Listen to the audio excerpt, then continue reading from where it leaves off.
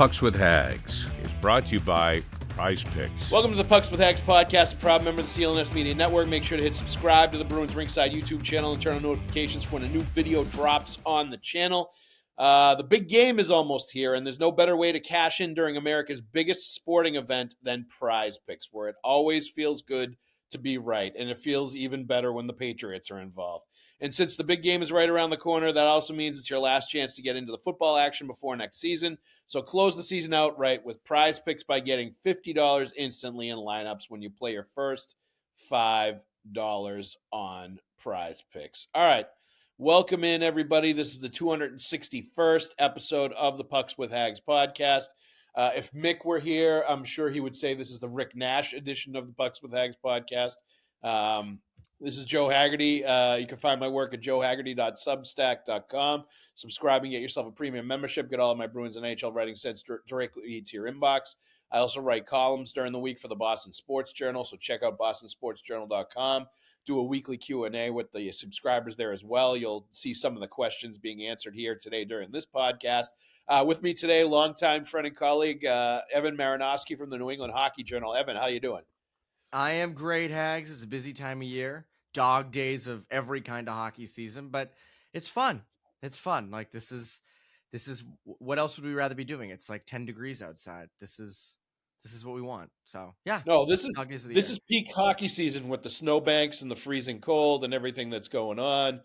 I don't think there's any doubt about that. Like it's tough though. I gotta say it's tough to get excited to go to the rink when you're like it's absolutely frigid outside and you're walking your car going to the rink where it's going to be cold and it's super cold outside and it feels right because it's wintertime. It almost feels like you're in friggin' Minnesota right now with the way the conditions are here. But this is the time of year where it gets a little difficult for me anyway to get pumped to go to the rink when it's just cold everywhere. It is. I agree. It's funny. Like I had a men's league game this morning and it was at 7:30 and it was at Warriors. Whoa. So it's like, it's a nice rink. Like it's a warm inside and it's, it's good. It's not like I'm going into a barn, right. But like getting up at 6:20, going outside, having frost all over the car. So you got to shake it off. I don't have gloves. It's like, I'm tired. So but that's the time of year it is. This is like when I'm in the ocean in the summer, I'm like, I'm going to remember this. You know how like when bears go into hibernation, they eat so that like, they can withstand the winter. I go when I'm in warm weather or water, I'm like, let me just sear this memory into my brain. So then when I'm in a rink in January, I remember that feeling. So that's what I've been You're just taking yourself to the Bahamas when you're at the rink in January. That's where your mind goes. I wish more like the Cape, but Bahamas Cape works too. Cape or there Maine, but one of the two. Yes, Maine. Maine is where I go. Bailey Island, Orrs Island, Harpswell, Maine. That's where we have a summer house. That is one of the best places on earth, but I hope it stays that way and not too many people flock up there. So I guess I shouldn't have mentioned it on the podcast. But well, I always say, Haggs, someday when I decide to just quit or do whatever, I want to live in Maine. I want to live in southern Maine. I want to like Dave Arnold, who's a photographer. The coastal Maine that you think about when you think about Maine with the lobstermen and the seafood and the beaches and that's what I want. Deal. That's what I want. Open up a food truck or just write books. Write books and live in southern Maine. I think that's what Stephen King actually does. Yes. But honest to God, like someday it'll hit and I'll be like, I'm sick of this. I want to just go live in Maine. So it'll happen. Yeah. We got a summer house a few years ago with my wife's my brother-in-law and their family. And I think eventually like the plan is that area. That's where we want to be like when the kids are grown and everybody's gone. Same thing. Like love it there. You'd have to be a little bit of a snowbird though, because I think the winters would be tough if you were living there like full time all around in the wintertime. But it's where we are, it's really close to Bowdoin College, so you're close to Brunswick. So you're pretty close to everything. It's not like you're in a desolate remote location. There's a college town nearby where you can get pretty much anything you want to get, which is nice too. Yeah, hopefully I have the house in Florida and then the house in Maine for the summer. That's the hope. A lot's going to have to go right over the next 40 years, Haggs. But if there's a 1% chance it actually happens, I think I've got the situation. But yeah, the winter in Maine doesn't seem fun. That no. You got to get away from the winter in Maine. But it's good that you have the mogul dreams. Yes, Evan. I like that. North Star. That's exactly what I got. That's where you're pointed every day. Towards the house in Florida and the house in Maine. Just One bouncing day back. closer. One day closer, like That's it. story gets a bunch of subscribers. I'm like, there we go. Incremental gains, baby. I So, took my step today. That's all I needed to do. Just taking that one step. Yeah. So what's going on high school hockey, prep hockey wise? What's in the New England Hockey Journal currently? I saw a tweet I think from you not too long ago talking about how proud you were of this past issue that came out. Right? Was that what it was? Yeah, so we had the magazine come out. We have it 6 times a year, and it went deep on the NHL draft actually. So it does pertain to the Bruins and in terms of prep talent over the last 15 years or so, fewer and fewer kids have played their NHL draft year in prep. Wasn't all too long ago, a kid like Jay O'Brien was taken in the first round by the Flyers out of Thayer. And, in the last 5 to so years, it just hasn't been as much. And so I dove into, this year there's actually more kids in the last couple of years. So I dove into, is this an anomaly? Is this a trend? So that was a lot of the magazine and the draft. So that came out. And then we have daily coverage, obviously, of prep every day, MIAA. We expanded now to other Connecticut high school, Rhode Island high school. We have freelance writers doing that. So they've been awesome. And it's been a fun year. Prep is weird this year, man. It's like a lot of parity, like weird results every night. And it's very hard to predict. Rankings are changing all the time. It's fun. It's more fun for me, but it's hard because I'll be like, yeah, this team looks like they're set at number 4 and they're number like 8 or 9 the next week because they lost a bunch of weird games. So it's been fun. A lot of good talent. And it's also good because the former prep kids that are in juniors are doing really well. Like the Winchester, the Rivers kids, Myers, Sears, and Pandolfo, they're doing well at the NTDP. Carter Myers up with the 18s, putting up a bunch of points. Yeah. Wow. So he leads the 17s in points. He genuinely is going to be a lottery pick next year. So yeah, that's I remember asking Jim Montgomery about those kids when was his son playing at Rivers or Rivers and with the Eagles. Eagles with them, right? And I do remember asking or talking to him about them. And I remember him saying, like, Carter Myers, the one you're going to be watching out for. Like, that kid's, a legit NHL prospect. And this was a couple of years ago. So, he's just continuing on that path. And I've heard nothing but good things about him. The other 2 players I've seen play too and are very good as well. And I saw them play young and they were just dominant, which was, something to see at that level. But yeah, not surprising. It's as much like from what I can gather and from what I see, in my opinion of the whole thing, like you're still going to have Carter Myers coming out of Massachusetts, coming out of this area. You're still going to have that like stud kid that's a lottery pick. It seems to be almost every year, at least one of them coming from Massachusetts. That's a player like that. And you might see a couple of kids that are pretty solid and are in a good year from Massachusetts that might, go in the first round as well.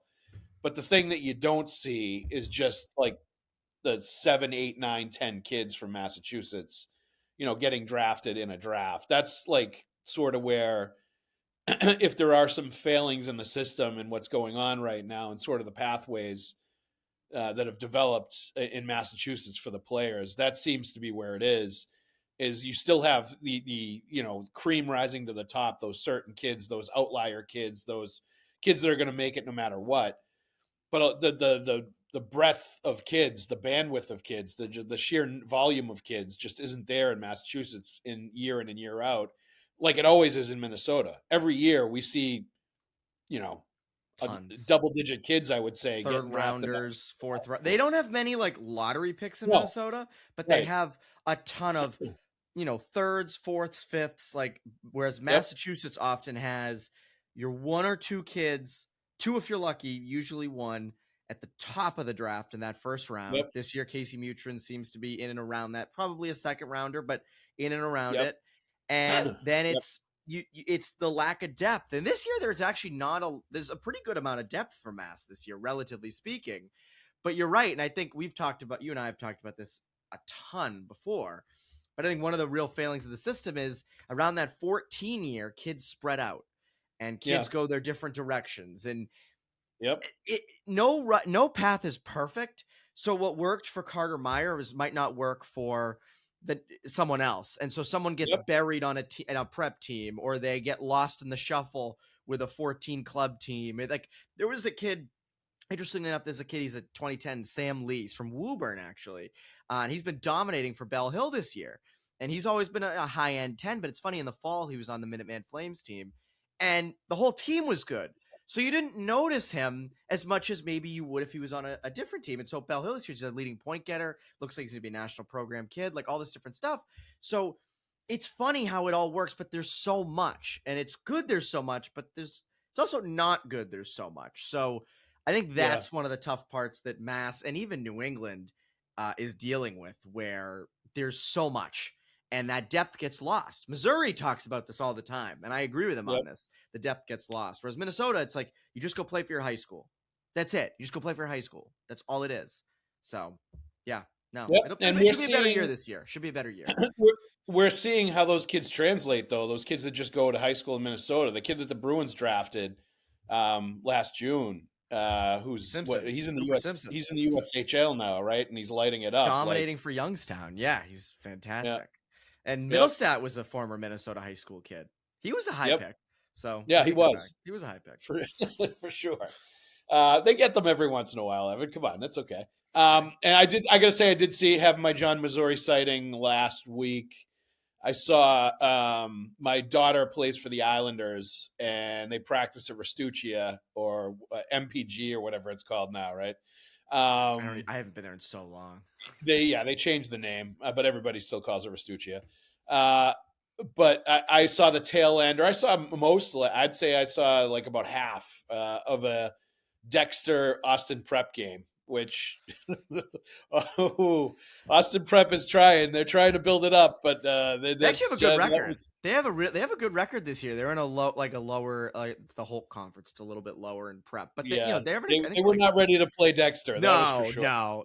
I did not see much of Max Prodovsky and JP Missouri when I got there, and Austin Prep was losing 10-1 at the end of the second period. There was a lot of third and fourth liners and seventh and eighth defensemen playing in the third period at that point. One of their top players had told me, he's like, my skates were off before the third period started. It's like, oh yeah, it's one of those days. But you need those days in a season. You got to have kind of those off days. So Dexter, Salisbury, and Avon are the top three teams. That's who it is. Those are the three. St. Mark's is like right around there, but yeah, those are the three. Yeah, no, Dexter year in and year out makes total sense. All right, let's get into the Bruins a little bit. They won their last game, really nice win. They've been on a roll for a while now. They're tied at least they were yesterday, tied for the top three in the Atlantic Division with a couple other teams. I think it was the Sabres and the Canadiens. Mm-hmm. Definitely playing some good hockey right now. And it's interesting.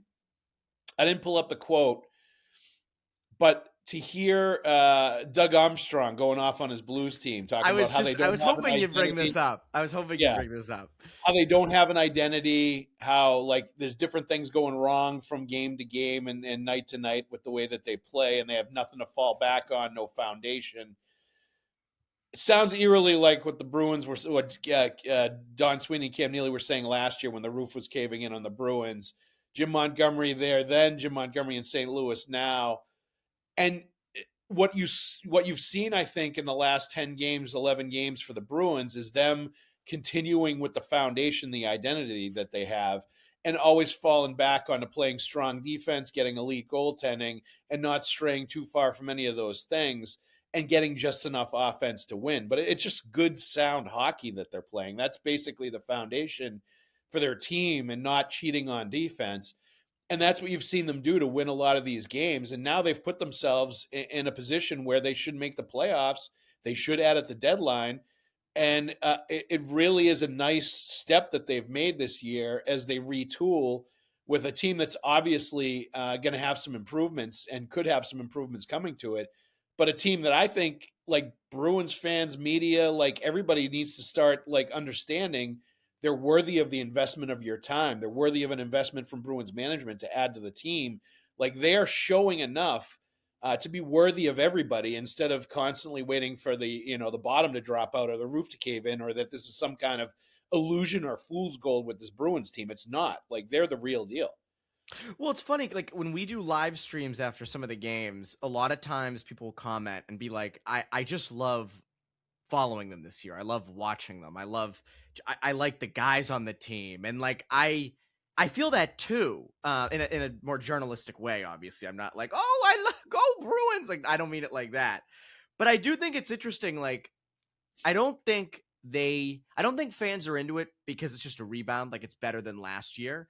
I think they're genuinely into it because you're right. Like, they do play a certain way in the offseason. And like, I criticized it. That, hey, we're going to be tougher, and I like them bringing in certain vets. I did. Like, Jano has worked out well. And I think that's good. And Zadorov has grown into a leader on this team, and they've just embraced that, P&V. But they're scoring as well now. So like they are something. I'm not sure I agree with you on the investment from management. That's my one area. Rentals wise, you want to tell me there's a better player out there that you're going to give up assets for that's going to be here a long time? I'll listen. But if it's a rental, I would say conditional investment. That's basically what I'm saying is, like, it's a smart investment. Like, I'm not saying you trade away a first round pick for a rental player, like a defenseman. I'm not saying that. I'm saying if you're going to trade something like that, it's got to be a player that fits into your long range view and is going to be like I was totally on board with Rasmus Anderson, the Bruins saying we're out as soon as he wasn't going to sign an extension. Thank God they didn't do that. Giving up. Well, I mean, without an extension, right. But the other half, like, I was okay with doing that deal because if you have a top four of Zadorov, Rasmus Anderson, Charlie McAvoy, and Hampus Lindholm, like, that's a legit, really good, like, playoff top four defenseman. Like, I'm not the biggest Rasmus Anderson fan in the world, but he's definitely better than trying to, like, get Andrew Peeke to play 22 minutes a night and be a top four defenseman he's clearly not capable of. You know what I mean? It really changes the dynamic of your team, and it gives you some insurance if you have some, like, injury stuff with some of these other guys during the playoffs or down the stretch, if you bring in another player of that level. But like, it has to be the right guy, and it has to be like something that makes sense and that they're going to be here. Like, I'm definitely not, like, you're right. I'm glad you, like, sort of called that out. I'm not saying it's worthy of any investment. Like, they have to be sellers no matter what and turn into like Trader Donnie, where he's like trading everything to try to load up to win a cup like they did a couple of years ago. It's got to be smart, and I think that they're in that space. But I think it's worthy of the right investment in this year's team if it's a sort of long-term view, in a long-term investment. Now, would you deal Peeke and Arvidsson? Would you still do that? I would deal Peeke if you had a top four guy coming back, a right shot top four guy coming back. Arvidsson, I like Arvidsson. Like, I honestly think they should consider, if it's low money and low term, keeping him. Because I like the way he plays. Like, obviously, they've been quiet the last few games. A lot of the forwards haven't done much. It seems like it's been Lindholm when he was healthy, and Pasternak and Geekie really carrying things the last few games. As they look tired. I thought that back-to-back in New York, and then the game at home against Nashville. I thought they looked tired in both games, and rightfully so in the Nashville game when they had to take a bus home and didn't get back into Boston until 1:30 in the afternoon. Cleaning off the cars. We're living like minor league players again, reliving their AHL days by taking the bus. But in general, I have really liked Arvidsson's game. I even when he wasn't scoring at the beginning of the year, I noticed him and the reckless abandon he plays with, how he gets to the front of the net, how he seems to always just be flying around like this little ball of energy that's flying around and falling down all over the place, and just plays with high tempo, high energy.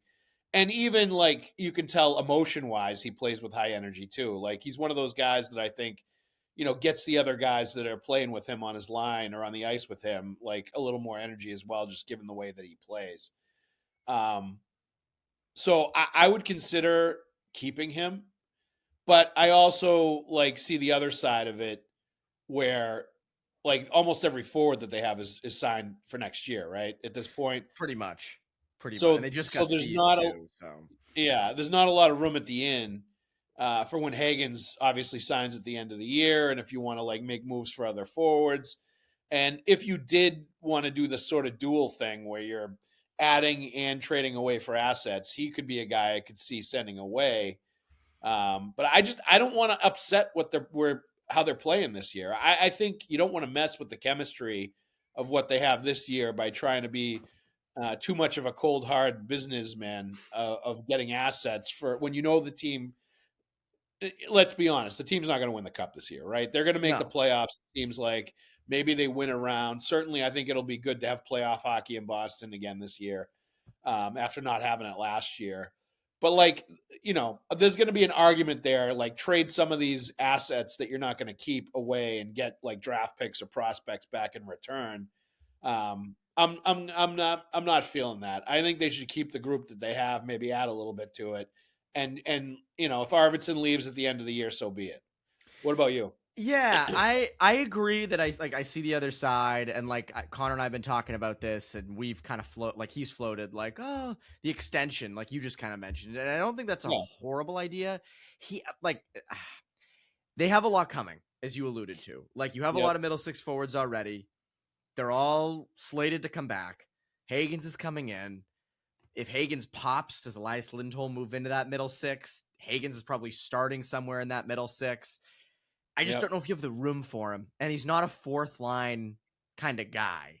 So no, definitely not. That's my holdup, where it's like you're a bridge team. You're supposed to be a bridge team. Now you've overperformed. Like they've overperformed, and I agree with you, Haggs. Like they're in a playoff race. You trade him, that can upset the room.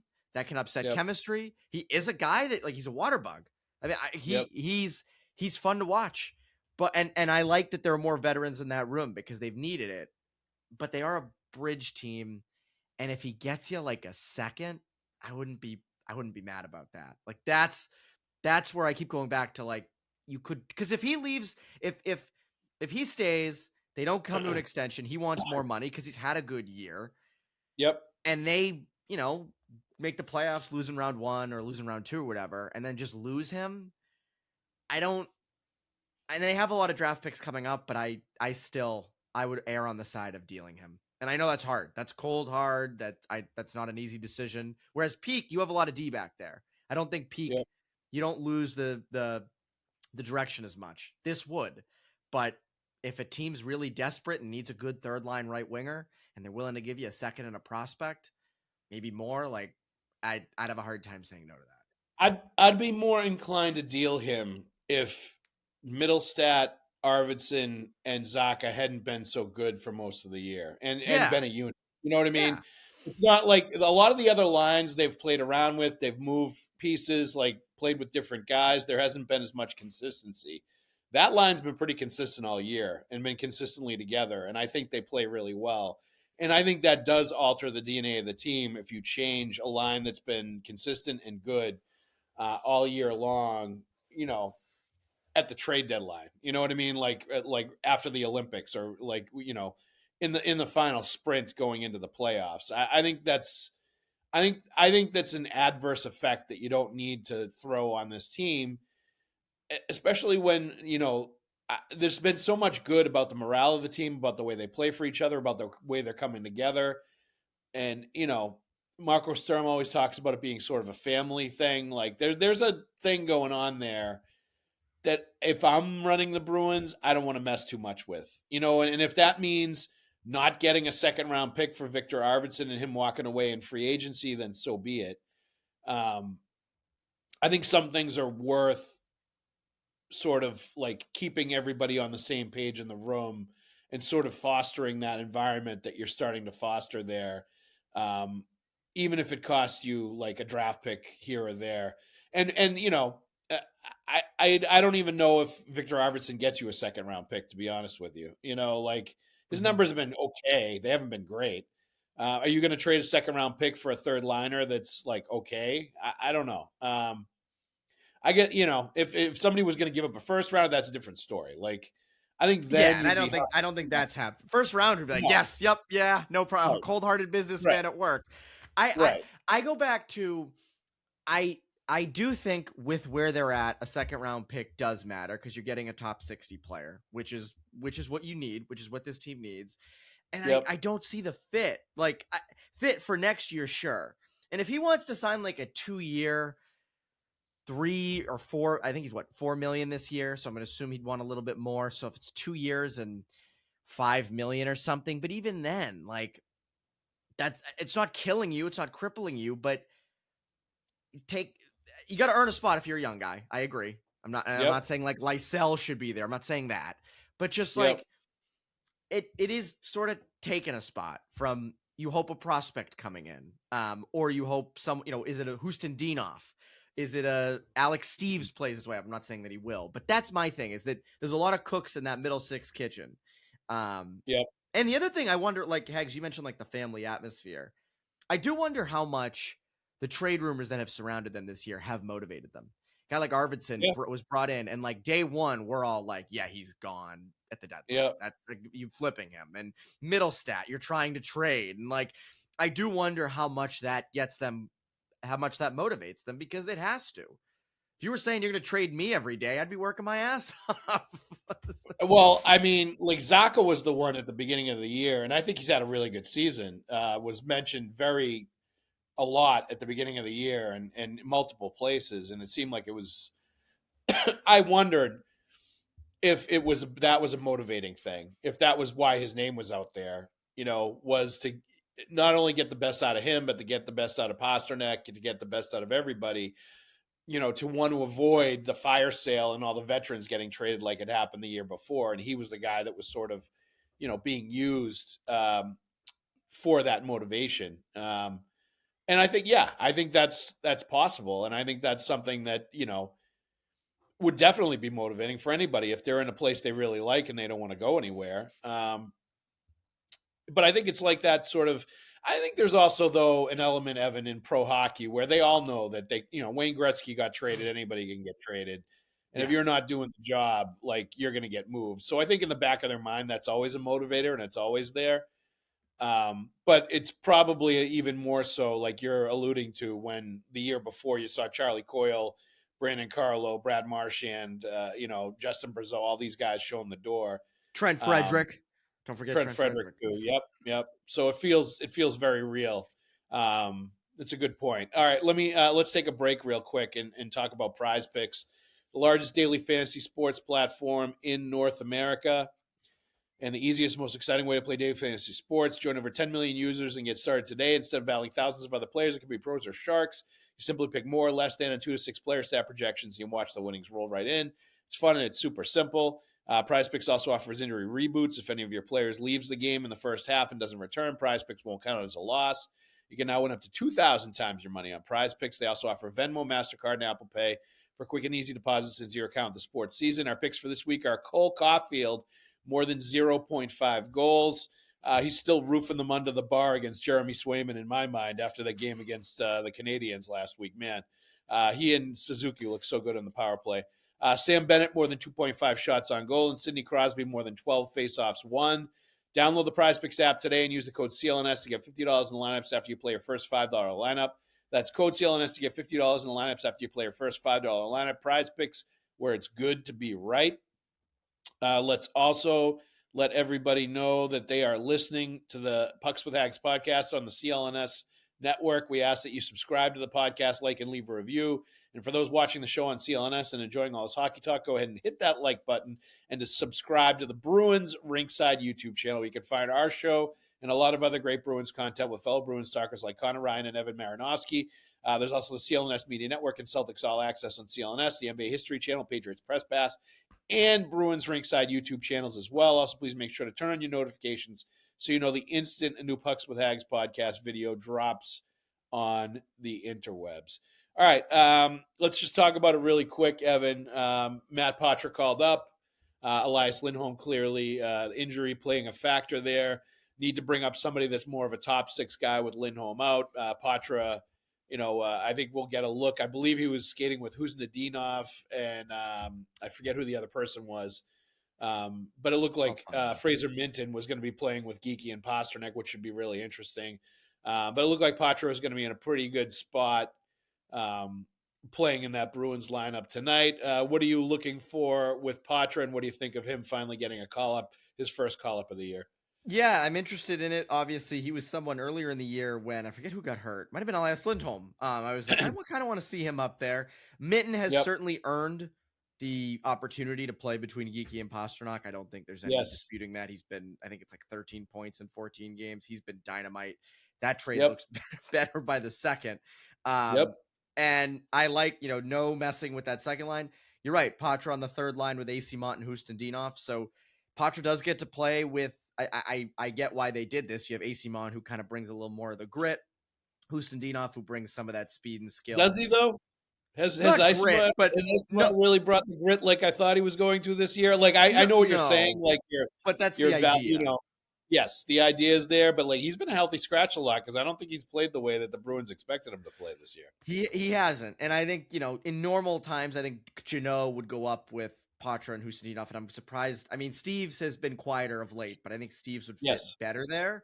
But Jeannot, Corrali, Kastelik, that fourth line's working, so I think Stern probably wants to keep them together. You notice the veteran lines, he does not really ever change, or at least hasn't the last month and a half or so. So I think it's a good opportunity for Poitras. Obviously, with the Rasmus Andersson trade rumors, I think there was rumored that he was a part of it or whatnot.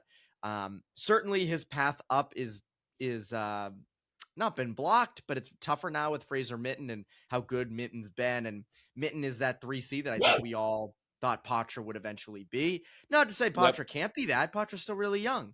So I think this is a good opportunity for him with Lindholm out, however long it is, to show what he can do. Again, he's a smaller but skilled center. Can you produce? Can you produce with Hustendinov like Minten has been able to? So I think that's their thing. I think when I look at Poitras, or like when I look at Minten, because this is an interesting conversation, Haggs, of like what is Minten down the road. I continue to see him as like a very good 2C. Very good 2C. I think that's what he is. I think that's what he ends up being. And that's awesome because of all the prospects that you have.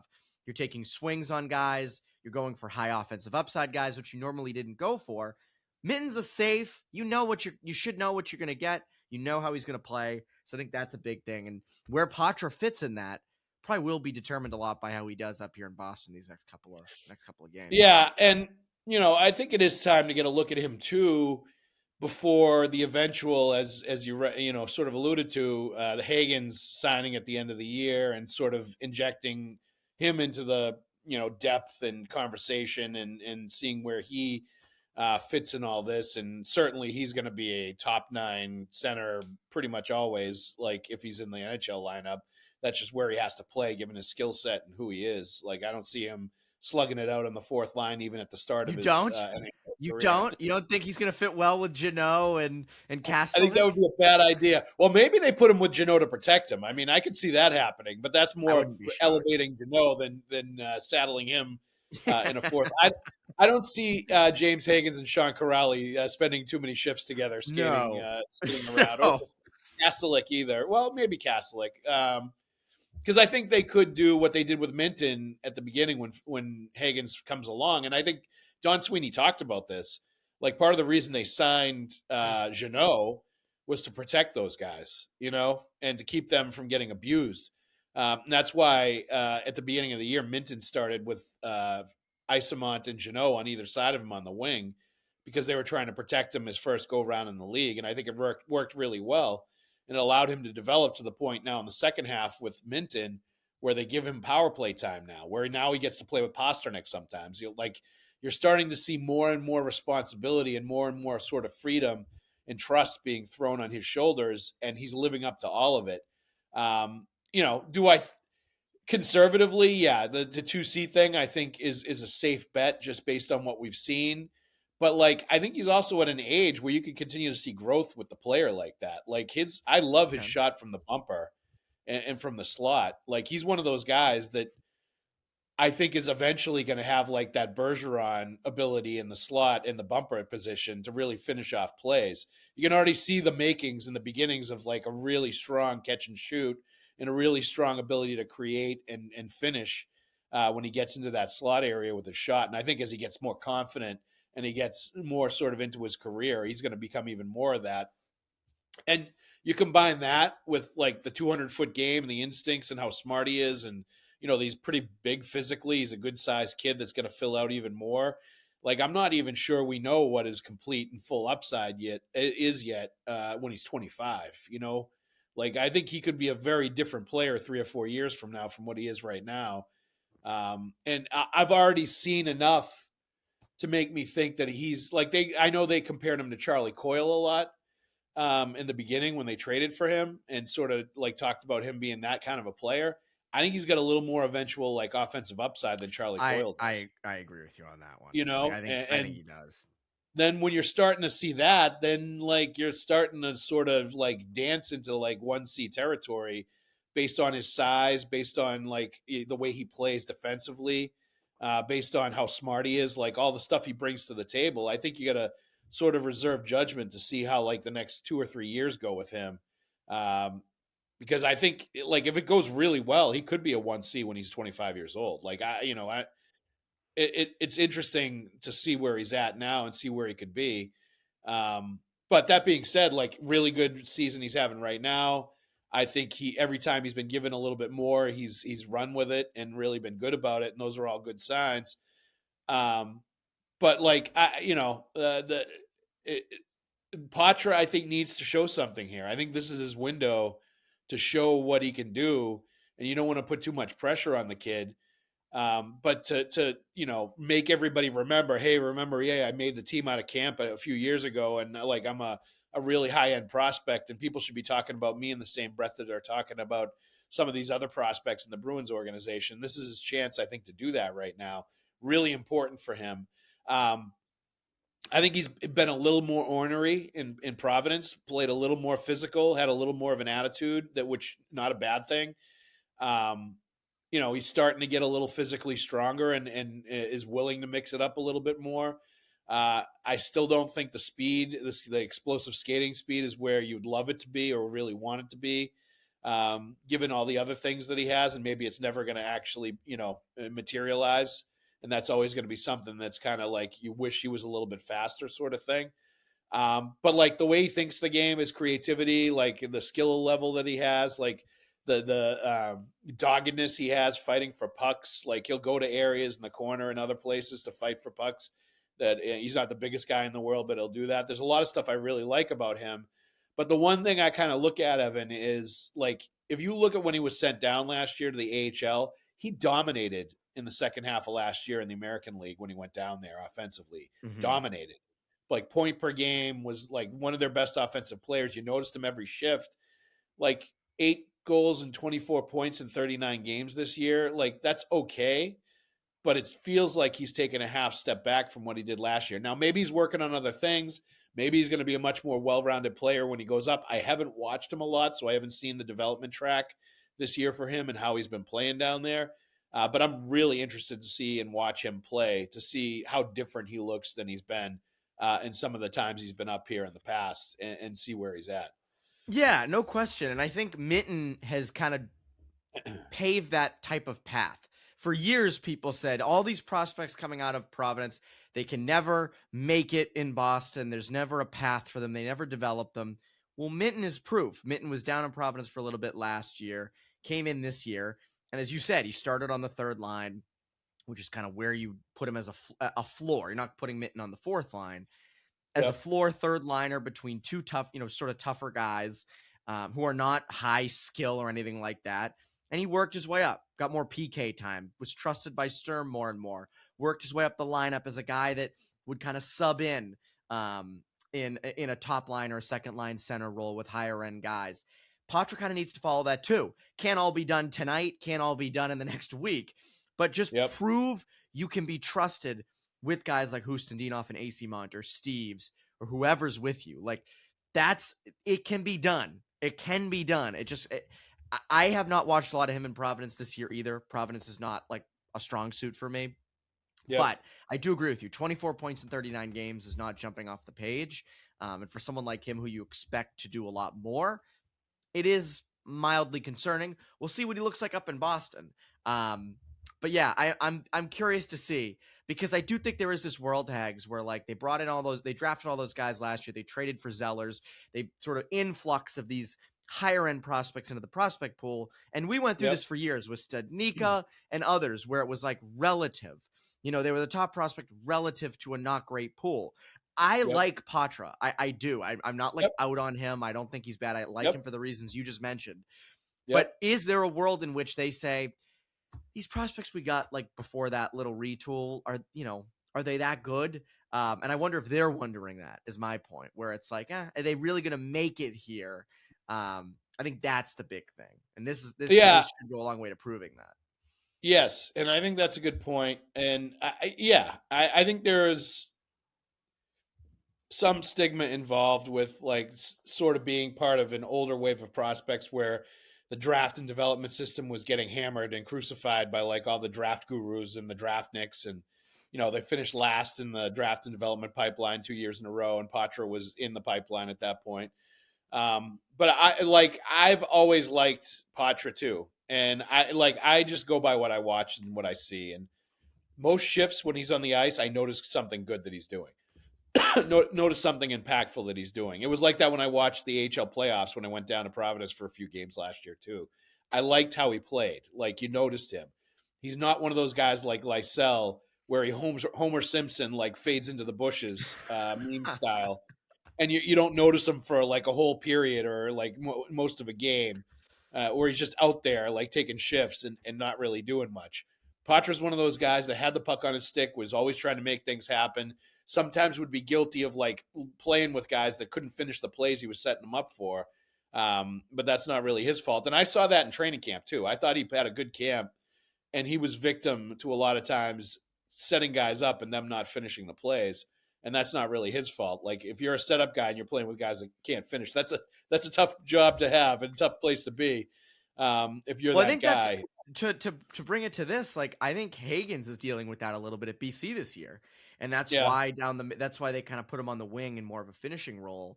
And we've seen that, but down the middle, you're facilitating quite a bit more. And I think his line mates were shifting around and changing, and he didn't have the finishers with him. And that's why, like, I not to hijack the conversation into Haggs territory, but like, I am curious what he is at the NHL level and what he's like, whether it's with a Geekie or a Pastrnak or a Zaka or a Middlestat. Like, what is he like? What is his role? And I think Poitras is a similar type thing, where it's like, Poitras not going to play with AC Mont and Hustadinov forever. I think Hustadinov actually is a good guy to put him with the skill and the speed that he brings. And I would like to see Poitras in an elevated role. Like, I've it's tough. You're in a playoff race, so you can't just like do random stuff. But in the past, like, I've liked what Poitras does with Pastrnak. I'm not saying that he should be his number one center, but like, his vision and his IQ works with someone like Pastrnak. So Poitras can play with higher end guys too. Yep. He definitely can. There's no question about it. And there is no hijacking this conversation, Ev. This is a free flowing conversation. You can take it wherever you want.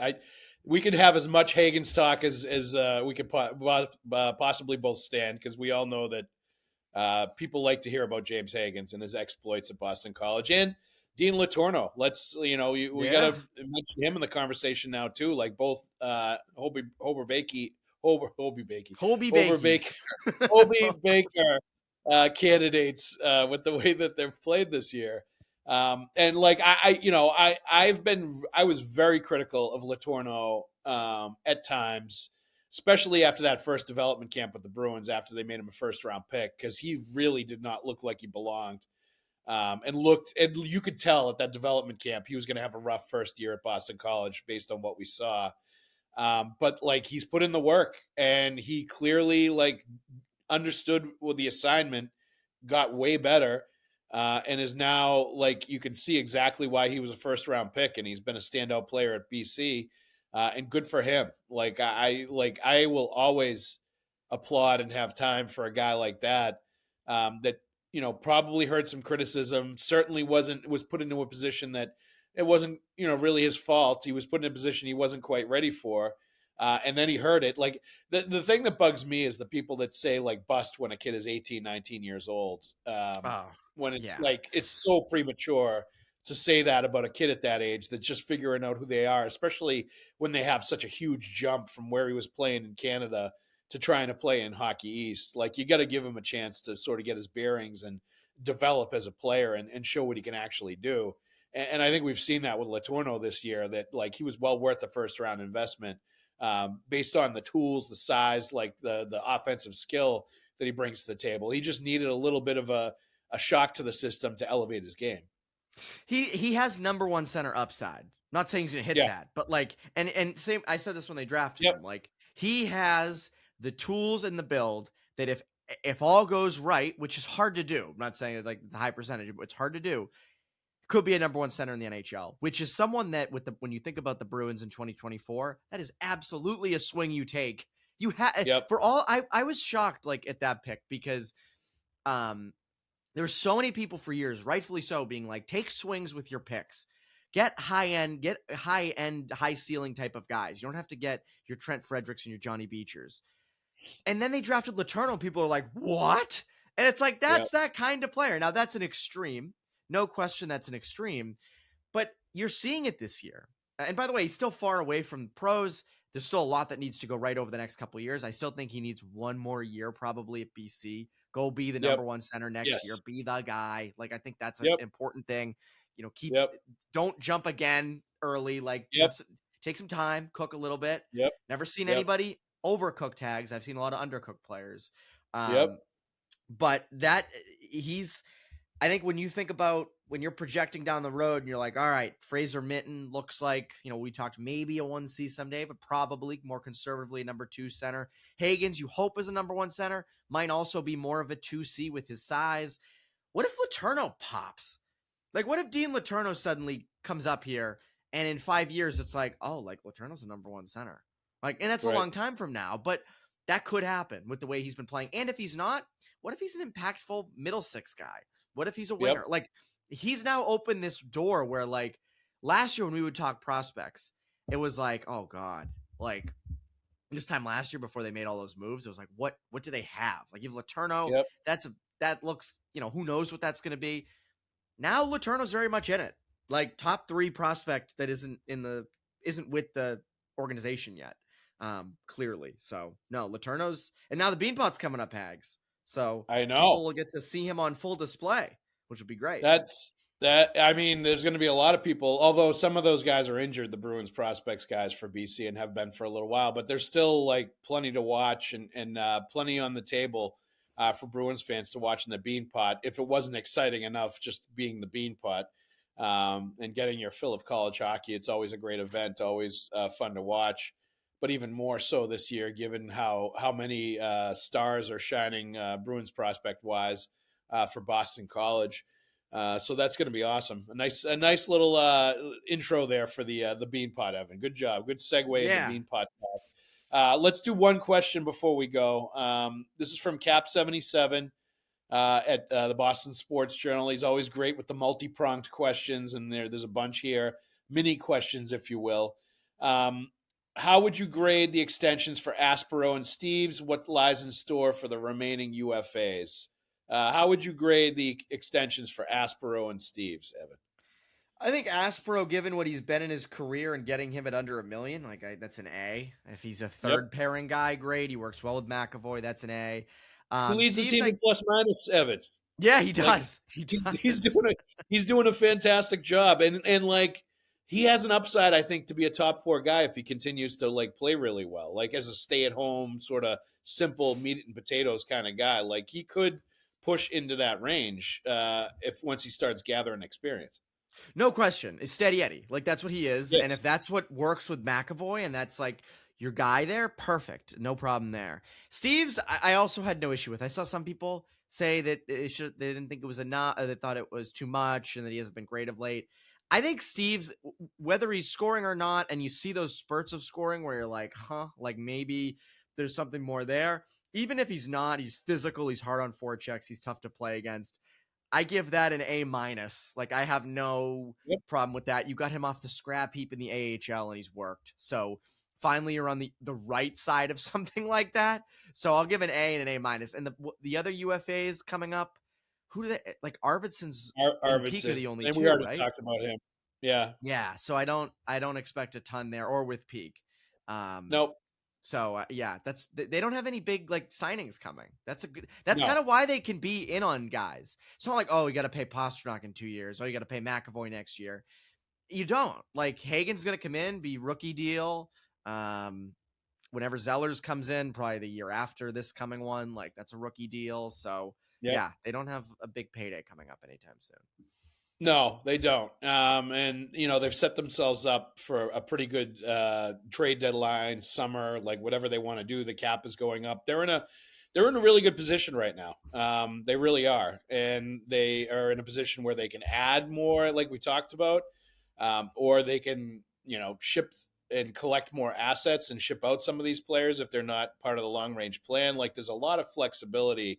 And there's a lot of options that I think are on the table for them based on the way the team is played and based on the really good job that Don Sweeney did at last year's deadline.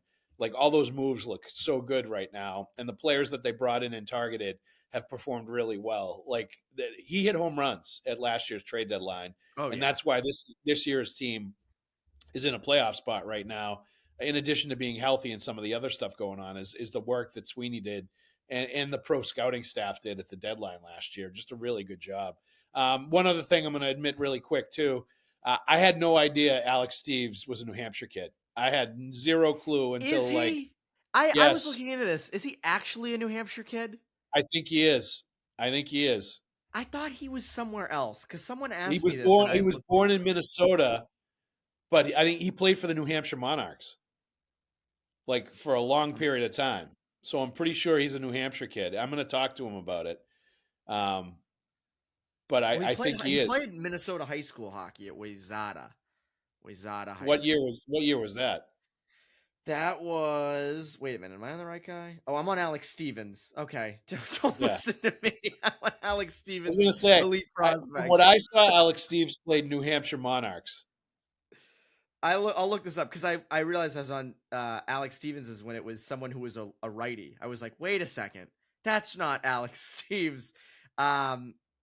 Yeah, because I know it's been talked about, and I thought he wasn't. Like he's listed as Bedford, New Hampshire, and then Right. New Hampshire Junior Monarchs, Manchester Monarchs. You're 100% right. So he must be a New England kid. I wish he played prep. Then I could have the excuse to be like, so your prep school. Yes. They love that stuff, but he doesn't. Yes. We don't do a lot with the New Hampshire Monarchs. No, but I mean that's worthy of a mention in the New England Hockey Journal at some point. He's a New Hampshire kid playing for the Bruins, Yeah. I think the makings are there for some kind of casual mention. But I wanted to admit, when I saw he was born in Minnesota, I just assumed he played Minnesota high school hockey, whatever. I hadn't looked at his background, and apparently he grew up at least part of his youth was in New Hampshire. And as a Bruins fan, so pretty cool that he's playing for the Bruins now and that he's been extended. All right, question number 2. You must have been rolling when the Rangers sent out another white flag letter. I love Chris Drury, saw almost all of his college games and all that. I know he got an extension last year, but his team has fizzled this year, especially at home. The Bruins were prescient to wear white on January 10. The Rangers in their home blues proceeded to play like they were at MSG. The Rangers are a mess. The Rangers will continue to be a mess as long as the owner is the owner there. Chris Drury, I do not think is a good GM. I think he's there's a lot of bad vibes in that locker room and people bad-mouthing them after they leave and all kinds of stuff going on. But the dysfunction starts at the top of that team. Nothing is going to change with the Rangers, even with Mike Sullivan as the coach, even with the talent that they're bringing in, as long as they have ownership that just doesn't it doesn't create an environment where they're going to have a successful team. Too much meddling, too much stuff going on, just not a good place if you're going to be an NHL player, aside from that you're wearing an original 6 jersey and that you're playing at MSG.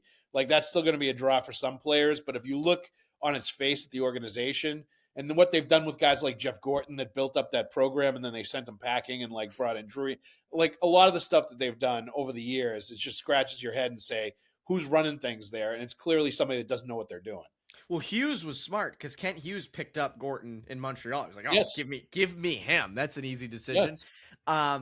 Yeah. I also isn't it interesting, Haggs, that a lot of these teams, like the Rangers, the Leafs, they're saying like, we need a Bruins style retool. It's always good. Like for years, it was like the Bruins were kind of not chasing what other people were doing, but like, it's good that they're on the other side of that they're on the right side, that it's like because I do think that Rangers have talent. It's just Shesterkin's obviously out, and that hurts. But like, has it gone stale? And I mean, they're clearly going to trade Panarin. I don't think there's any question about that. So they get assets back for him. The other thing though, Haggs, shame on them. They had top two picks in the early part of this decade. Like Lafreniere was the number 1 pick and Kakko was 2, right? Yep. So like they had chances. It's not like they have been like the Bruins, who were good for a long time and didn't have those high picks. They've had high picks. Yep. And isn't Keandre Miller kicking ass in Carolina? Am I imagining that? So like, he is, it's just, I don't know. They seem further away than they should be of contending. And you look at the Metro, Pittsburgh, who's the other team that's I'm blanking on them. Like Washington's not out of it, but outside of the playoffs, and Philadelphia's been in and around it. So it's the Islanders. The Islanders are really good. Like nowhere. So Darsh been doing a great job up there. So it's a weird year, but Rangers for sure. Odd. It is a weird year, but like the Rangers, I think continuously will be unstable and a mess as long as their current ownership situation is the way it is. Like you see with the Knicks, same owner, and they're perpetually like there's a circus and a mess going on there too. Like there's a reason for that. That letter, that letter was awesome. You see that? Like I love the idea, like Rangers PR getting the message, like, yeah, we got to put a format together for this. But they just did a letter like that. What was it, 3 or 4 years ago? Like they did a letter like that not too long ago. It was 2018, Haggs. It was Tim Schaller. Thank you. Dangled. And you would think that'd be 3 or 4 years ago, but Haggs, 2018 was 6 years ago. Like 8 years ago. 8 years ago now, Haggs. Everything feels like it was 5 years ago to me, Evan, and it was like 10. COVID like blew it all up. No, I'm just getting old. Everything feels like it was 5 years ago. Like my son's getting into The Office, and he was asking me when it was on the air, like the TV show, and I was like, "Oh, I think 10 years ago." It started friggin' 20 years ago. Like it was over like the year my son was born, and he's 12 now. So like, everything feels like it was 5-10 years ago when it was actually like 20-25 years ago. Well, I feel incredibly old when I see like nostalgia posts for like 2016 or like for like Drake and Josh. And I'm like, that was like 5 years ago. No, it was 20 years ago. And like that scares the hell out of me. Cause like that was my favorite. Drake and Josh was my favorite show. A lot of bad backstory to that too. But like it's crazy to me when I see like nostalgia or for the 2000s. I'm like, oh my God, it's weird, man. Weird. I turn 27 next month. It should scare you, Evan. It is scary. I know. You're not getting any younger, buddy. No, you're not getting any younger, buddy. You should be scared to death right now. 30 is right around the corner. It is. I'm reminded of this all the time, and it scares the hell out of me. All right, let's finish this off real quick. The Bruins converted on both ends of a double minor in a span of 30 seconds. That must be a team record of some sort. How many times have you seen a team score on both ends of a high-sticking double minor, Evan? Because I have not seen that. Rarely. Yes. I don't know if ever. Like, it's so rare. Or you'll score with 1:59 left, so it's just eliminated, which is hysterical. Yes. But no, I have not seen that in a long time. That is just the Bruins power play is outstanding this year. Steve Spott, I think everybody should be impressed with the job he's done with that power play. The entries are really good. The overall structure and the idea of what they're doing in the offensive zone is really good. Sure, they're going to go through slumps here or there, but they know what they're doing. They don't rely on Pasternak and just give it to him in the dot and let him rip away. Like there's so many guys, and if you look at the breakdown of the points, goals and assists, it's really spread around with all the guys in the power play, and that's usually a sign of a very good, well-designed power play. So that's part of the reason they were able to do it is the power play's been so good. All right, last one. I must say the Lightning are a lot of questions. A lot of questions. No, I'm telling you, they always ask like 5 or 6 sub questions. I must say that the Lightning are a machine, despite their IR list. There they go again. Would you consider their front office the best in the league? I would consider their front office one of the best. I would consider their scouts some of the best. because they continually hit on like third, fourth, fifth round picks and continually replenish players that they lose in free agency in this salary cap era. The one thing I would say that can be somewhat critical of them is the cold-blooded nature of the way that they run the team, where they send like Steve Stamkos packing after a long, well-respected tenure as the captain. And then it's like, all right, thanks, no thanks, goodbye. That kind of a thing. I remember Marty St. Louis was disgruntled there at the end as well. But that happens when you're in a salary cap team. But I do think Stamkos might have been one of those guys they probably should have made an exception for, a la Patrice Bergeron, rather than let him finish it out with the Predators. But that's really my only criticism of them, and that's part of the reason why they continually are in the top, or continually always seem to find themselves in the top three in the Atlantic, is because they make those hard decisions in the salary cap era, and because they draft and develop really well. They do, and they always for years have found these diamonds in the rough in the draft, or free agent signings that you've never heard of during the offseason. The other thing I think it's a sign of a good front office is that that your AGMs or your deputies go out and have success. And it's early, but like Darsh has been good on Long Island. Like, I think that is definitely something too. So Tampa has it. Like, Tampa's Brisebois is good, man. And I've heard nothing but good things about the people that have worked with him like him. So they're there. Montreal, I think, is actually doing a good job with their prospects. I think that Kent Hughes does a good job up there, and Vegas is another one. Vegas is cutthroat as hell, but they just take swings, man. It's like remember, I always bring this up. There was a clip, I think it was like Hard Knocks. The New York Giants GM, his son, who's like 10, was sitting in his office, and the GM jokingly kind of asks him, like, who should we draft? And he's like, you have one shot at this job. Take the big quarterback. Like, I think it was like Jaden Daniels or something. Like, take someone big, and like, take swings. Don't be afraid to make mistakes, because you're getting fired no matter what. So I think that Vegas has that mentality, and I like that. They definitely do. Like, they get to the point where everybody around the league is like, where the hell are they getting the cap space to do this one? They're the Dodgers. When they add in another big name after another big name. But full credit to them. Absolutely. All right. Evan, thank you very much for joining us. We appreciate it. Let's also thank our sponsors. The big game is almost here, and there's no better way to cash in during America's biggest sporting event than Prizepicks, where it always feels good to be right. And since the big game is right around the corner, that also means it's your last chance to get into football action before next season. So close the season out right with Prizepicks by getting $50 instantly in lineups when you play your first $5. I also want to thank everybody for listening to the Pucks with Haggs podcast, a proud member of the CLNS Media Network. Make sure to hit subscribe to the Bruins Ringside YouTube channel and turn on notifications for when a new video drops on the channel. Evan, thank you very much for joining us. Of course. Thanks, Haggs. Everybody else out there, thank you for listening. We'll see you at the rink.